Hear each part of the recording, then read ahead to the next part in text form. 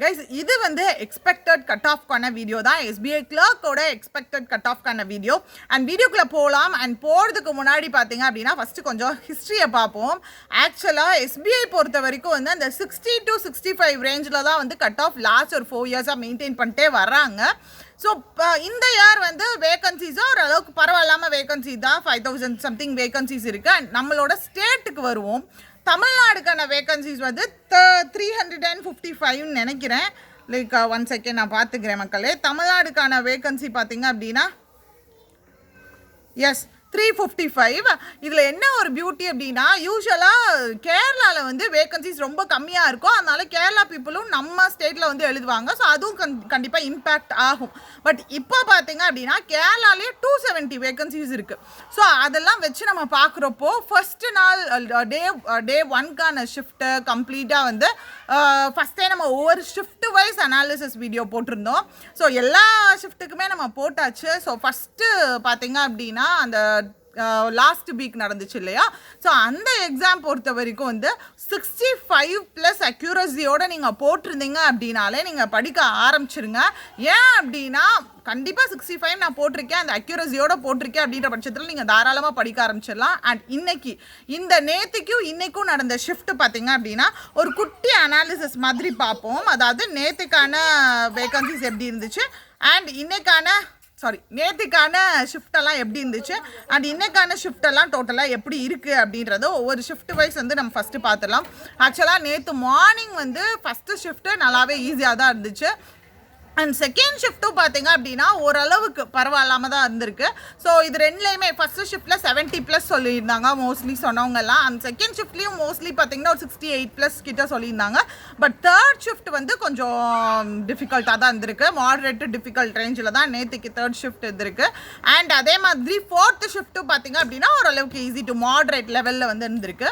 So அடுத்தது பார்த்தீங்க அப்படின்னா இன்றைக்கு வருவோம். இன்றைக்கு ஃபஸ்ட்டு ஷிஃப்ட் ஓரளவுக்கு okay. But second shift English வந்து கொஞ்சம் டிஃபிகல்ட்டாக அந்த மாதிரி வந்து ஸ்டூடெண்ட்ஸ் சொல்லியிருந்தாங்க. ஸோ நேற்றுக்கு அண்ட் இன்னைக்கான நம்ம டோட்டலாக வந்து வச்சு பார்க்குறப்போ ஒரு 63+ நீங்கள் போட்டிருக்கீங்க.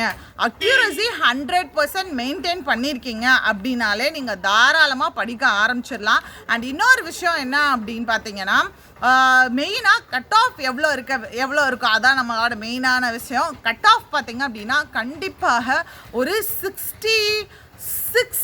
66 to ஒரு 69 இந்த ரேஞ்சில் வந்து +or-2 இருக்க வாய்ப்பு இருக்குது. ஸோ இந்த 66 to 69 வரைக்கும் இருக்க கண்டிப்பாக வாய்ப்பு இருக்கிறது. பிகாஸ் எஸ்பிஐ கிளர்க் ஆல்ரெடி சொன்ன மாதிரி வந்து டக்குன்னு வந்து ஒரு பயங்கரமான அதாவது ப்ரிலிம்ஸ்க்கான கட் ஆஃப் வந்து பயங்கரமாக இன்க்ரீஸ் பண்ணுறது அந்த மாதிரி இல்லை, இது வரைக்கும் பண்ணலை.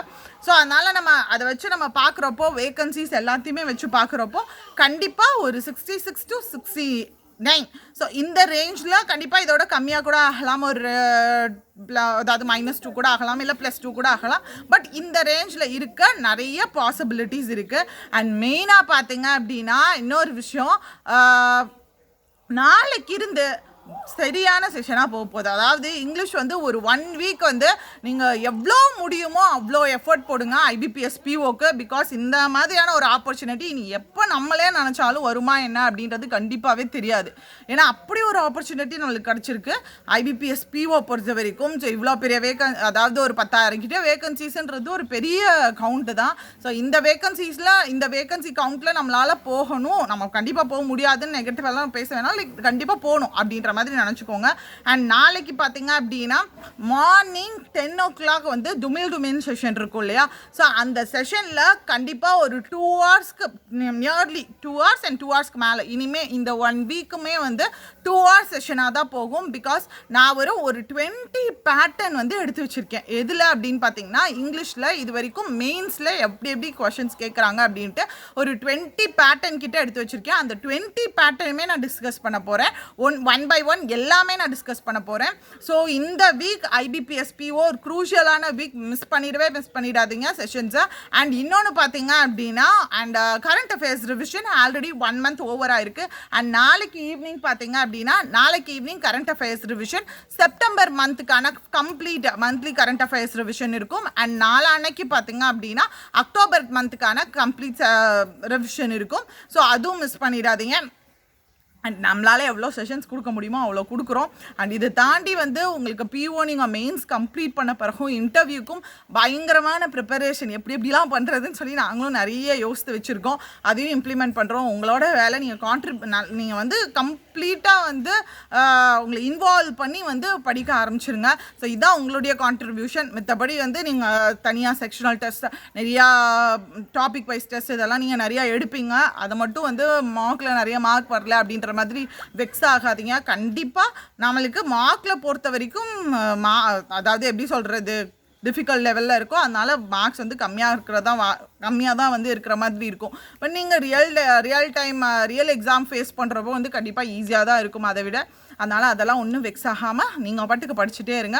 அண்ட் அதே மாதிரி நாளைக்கு இருந்து மிஸ் பண்ணிடாதீங்க. மார்னிங் டுமில் செஷன் மிஸ் பண்ணிடாதீங்க எக்காரணத்துக்கு கொண்டும். அண்ட் உங்களுக்கு ஏதாவது வீடியோ கோர்ஸ் இல்லை test package, SSC and banking எது வேணும்னாலும் டிஸ்கிரிப்ஷனில் லிங்க் இருக்குது, வேணும்னா யூஸ் பண்ணிக்கோங்க. Tata bye, see you guys.